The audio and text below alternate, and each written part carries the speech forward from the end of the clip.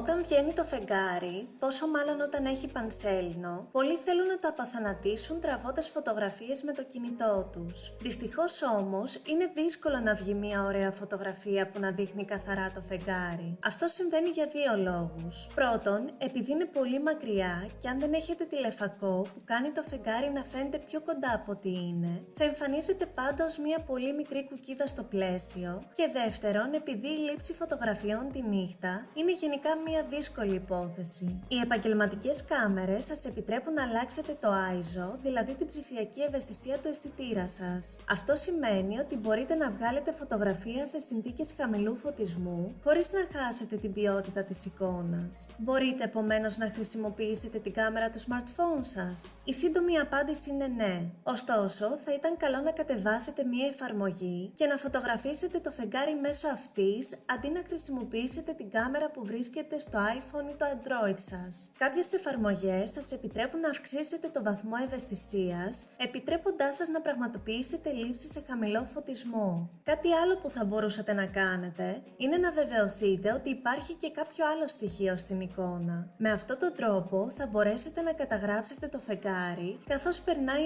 από μία όμορφη γέφυρα ή ένα βουνό. Αυτό σας επιτρέπει να έχετε μια άλλη οπτική για το μέγεθος του φεγγαριού, ενώ παράλληλα δημιουργείται μια πιο ενδιαφέρουσα εικόνα. Αλλά, ακόμη και με αυτές τις εφαρμογές, το αποτέλεσμα ενδέχεται να μην σας αφήσει ικανοποιημένους. Για να τραβήξετε μια υπέροχη φωτογραφία του φεγγαριού, χρειάζεστε έναν τηλεφακό ή φακό zoom. Εκτός από μια επαγγελματική κάμερα και έναν τρίποδα, δοκιμάστε να χρησιμοποιήσετε και ένα καλώδιο απελευθέρωσης ή το χρονόμετρο καθυστέρησης 2 δευτερολέπτων για να απελευθερώσετε το κλίστρο. Αυτό αποτρέπει το κούνημα της κάμερας όταν πατάτε το κουμπί. Σας επιτρέπει όχι μόνο να αυξήσετε το μέγεθος του φεγγαριού στο πλαίσιο, αλλά και να διατηρήσετε όλες τις λεπτομέρειες που υπάρχουν μέσα σε αυτό, κρατώντας παράλληλα την εικόνα όσο πιο δυνατή γίνεται. Οι ρυθμίσεις σας θα αλλάξουν ανάλογα με την ποιότητα της κάμερας που χρησιμοποιείτε. Αλλά το ISO θα πρέπει να ρυθμιστεί σε 100, το οποίο διατηρεί την ποιότητα της εικόνας στο μέγιστο.